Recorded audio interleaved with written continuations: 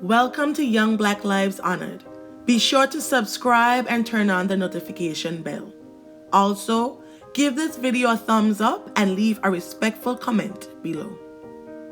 On July 26, 2022 in Edison, New Jersey, police performed a welfare check at the home of Monique Durham in search of her 5-year-old twin daughters. According to the media sources, CPS was contacted in November 2021 and February 2022 regarding abuse allegations involving one of Monique's daughters. Durham was deemed uncooperative as she failed to turn over the child to CPS from February through June of 2022. This led the agency to contact the Center for Missing and Exploited Children and Edison Police. Following an investigation, it was revealed that one of the girls, Sydney Durham, had been missing since 2019. The police conducted the check and in turn referred the matter to the Middlesex County Prosecutor's Office, thereby beginning a joint investigation. The investigation confirmed that no family or friends had seen the child since 2019. However, no records of her being reported missing have been found as of this video. Records showed that there was a history of domestic violence between Durham and her 29-year-old boyfriend, Matthew Charles, and the woman had previously told a CPS worker that she was not safe. The biological father of the twin girls had not been in their lives since they were born. The mother of one of Matthew's sons told media sources that she once called Monique and plainly asked her where the other daughter was. The unidentified woman also said that the son she shared with Matthew never stopped asking about his sister to their father and the child's mother. According to the woman, Matthew would say that the child was adopted. One of Matthew's children also alleged that his last memory of his little sister was one of her getting a spanking by her parents, and after the spanking, they put her in the bed. He reportedly said that when he looked through the door, the child was not moving. But I spoke exclusively with one of the suspect's 3 children. He says that he was excited that he had 2 younger twin sisters. He loved reading to them and playing with them, and he never stopped asking where she was and remembers very vividly the last time he saw her alive. And he would always ask me, like, Mom, do you think she was given up for adoption?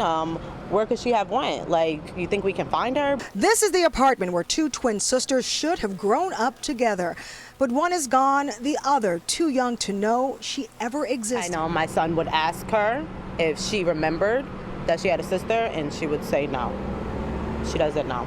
Speaking exclusively to Eyewitness News, a protective older brother and the suspect's son says he never stopped asking their father about his sister and the child's mother, who lived in the 2nd floor unit in Edison. 26-year-old Monique Durham also now charged in the child's death. I actually called her once and I asked her, like, hey, where's your other daughter? And she basically told me, like, she's with the family member, and why was I concerned about it? It was none of my concern. After they spanked her, they put her in the bed, and my son says he was looking through the door, and she was unresponsive. She'd been gone for like 3 years, and then I didn't.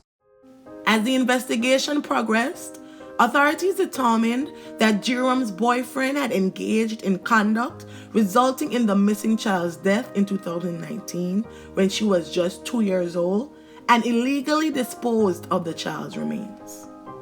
Monique was accused of keeping it quiet for 3 years.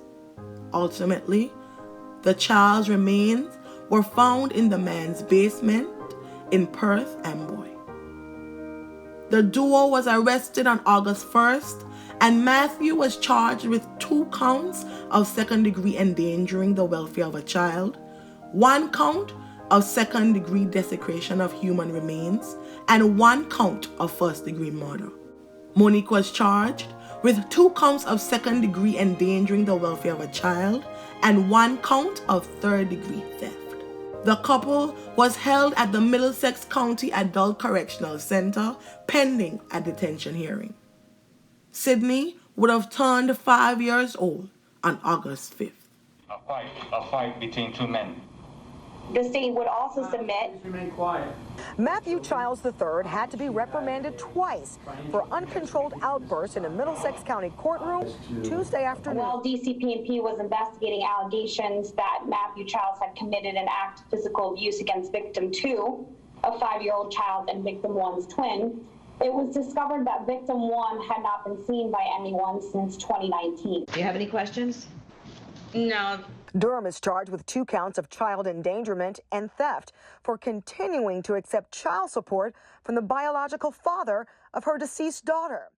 Danny Trimboli, a neighbor, said that he knew the couple and described the man as being short-tempered. Danny Trimboli lives in the same complex and knew the couple. It's horrifying. Awful.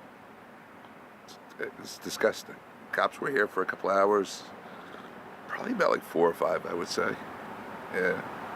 And it was just a disaster here.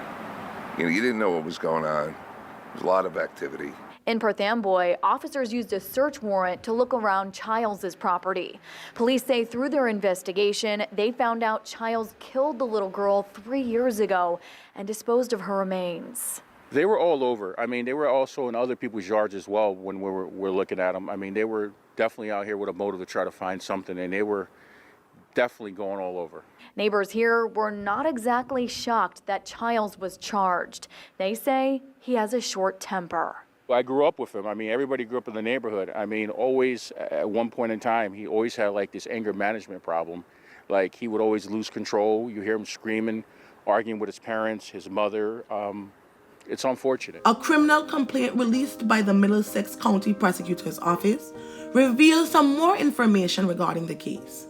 According to the complaint, Childs abused Sydney and her twin sister. The investigation began in February 2022 during a wellness check on the family. During that visit, Monique allegedly told her surviving daughter to hide and would not cooperate with the investigation. She allegedly told the police that she had given up custody of Sydney and had her go live with relatives in North Carolina. In late July, investigators finally caught up with Monique and Childs, who were no longer staying at their home in Perth Amboy or another in Edison, but had moved into a relaxed inn in Metuchen. It was at that time that the woman admitted that Matthew murdered her daughter on June 8th, 2019. A child of Matthew's also lived in the home at the time of the incident. When interviewed, the boy told police that Sydney was killed in the basement as he had seen his father take her to the basement where he assaulted her until her crying stopped. The following morning, the children were told that the 2-year-old was adopted by a paternal aunt during the overnight hours and would not be returning home. Furthermore, they were forbidden to mention Sydney's name ever again. 3 of Matthew's children told law enforcement that they witnessed physical abuse of the twin at the hands of their father. Police determined that the name given for the paternal aunt was false when they spoke with the biological father of the twin girls.